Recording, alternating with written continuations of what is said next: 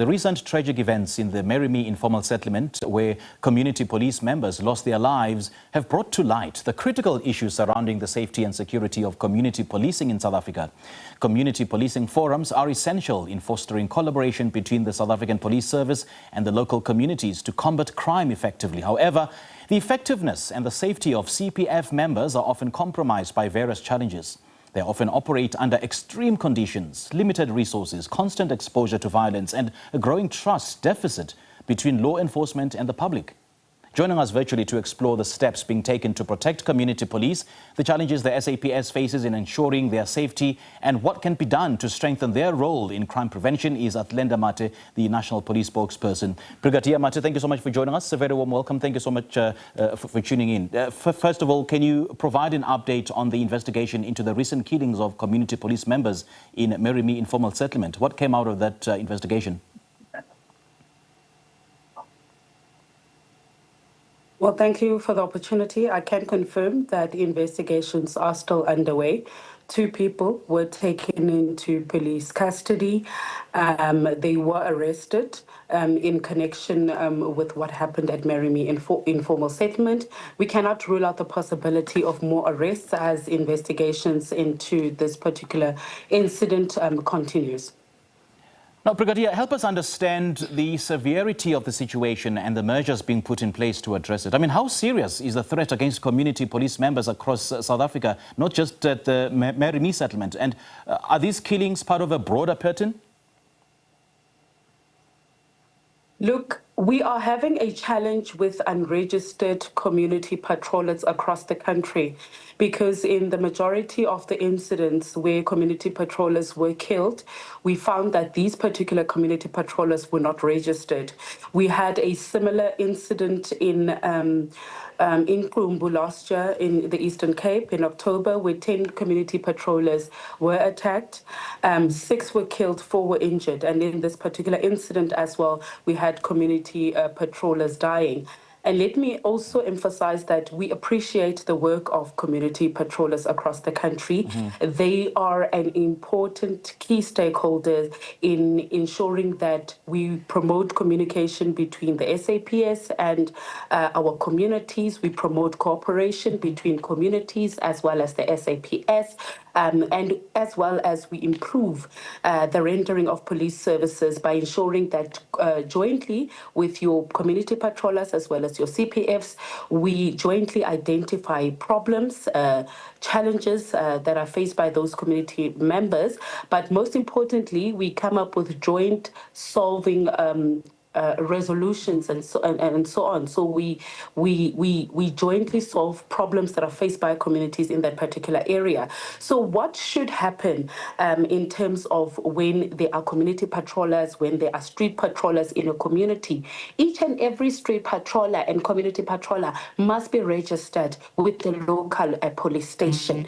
We need to have a database. We need to have a list of all the community patrollers, because community patrollers on a daily basis, they are reporting to the CPF coordinator at the police station. The CPF coordinator is the one that has the database. He's the one that has the schedule of how these community patrollers will conduct their work in the community. So in essence, what I'm trying to say is that community patrollers, street patrollers, when they do conduct the work that they are doing, they need to do so under the supervision of a police officer.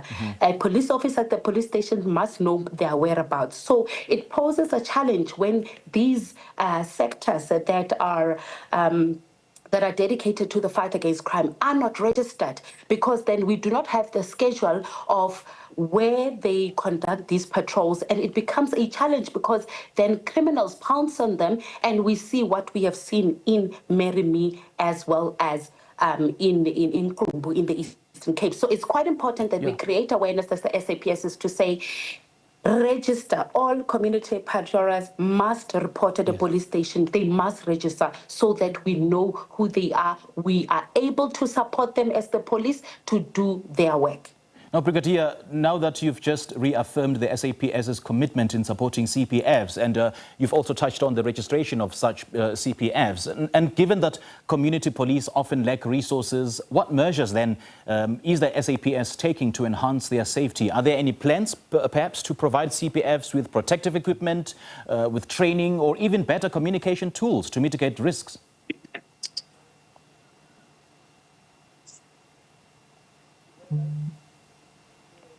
Sorry, I didn't get that. Well, given that community police often lack resources, I was asking what measures the SAPS is taking to enhance their safety. And you can tell us, of course, if there are any plans, perhaps, to provide CPFs with protective equipment or even training or better communication tools to mitigate risks. Well, apologies, we got cut off there. I think the network was not quite well. No but worries. in the last 2 years, as the SAPS, we have allocated 140 million to CPF structures across the country. This particular budget was utilized to procure reflectors, promotional material, vehicles for these CPF structures, as well as stationery to allow them to do the work. And that is why I indicated that each and every CPF member, each and every community patroller in the country is registered, must be registered at the police station so that we can better secure their safety, because we know that the work that they do, it's voluntary first, and it can be quite dangerous, as we have seen in recent incidents where community patrollers are targeted. So it's quite important out there to advise community patrollers or even street patrollers, neighborhood watchers in each and every community to say, register at the nearest police station so that the CPF coordinator at the station knows that such a structure exists,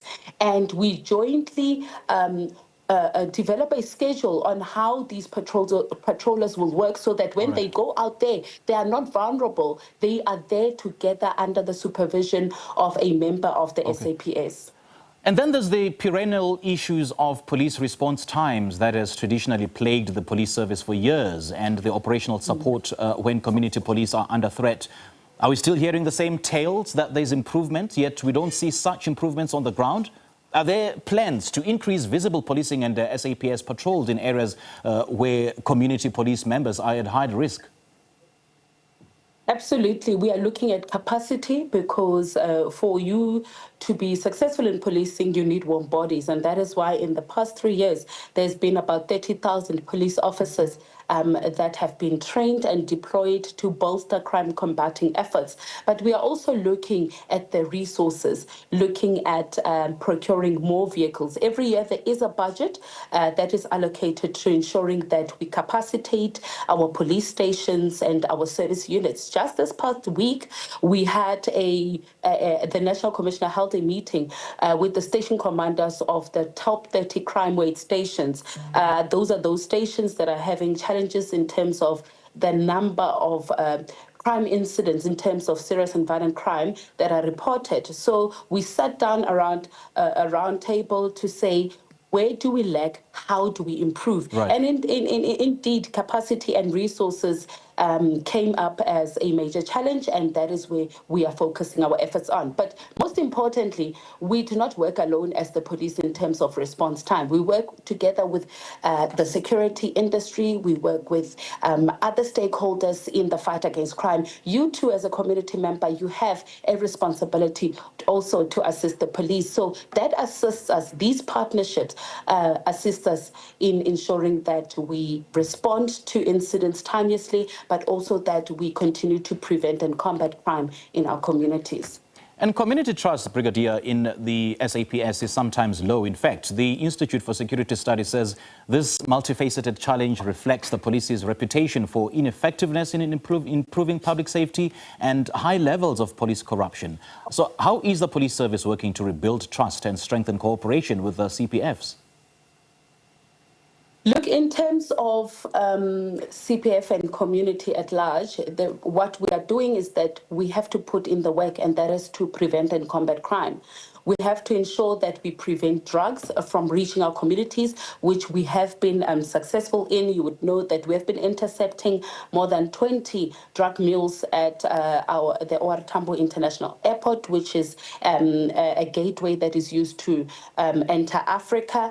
So we've been quite successful in that. We've been quite successful in intercepting dangerous hardened criminals before they commit crimes. You would have seen the takedowns in KZN and in other provinces that have been registered by the police. So first and foremost, as the police, we have to prevent and combat crime. But secondly, we are going down to communities. All right, Brigadier, unfortunately, we are very limited with time, but thank you so much for sharing the SAPS plans in terms of combating crime and fostering a collaboration between CPFs. We do appreciate your time. All right, the tragic events in Merimi informal settlement highlight the urgent need to address resource constraints, exposure to violence, and of course the trust deficit affecting these dedicated individuals. And as we've discussed, ensuring their protection requires a multifaceted approach, better training, increased resources, stronger partnerships with law enforcement and community engagement. And joining us was National Police spokesperson Athlenda Mathe. And this is an ongoing conversation, and we'll continue to follow the developments on this critical issue.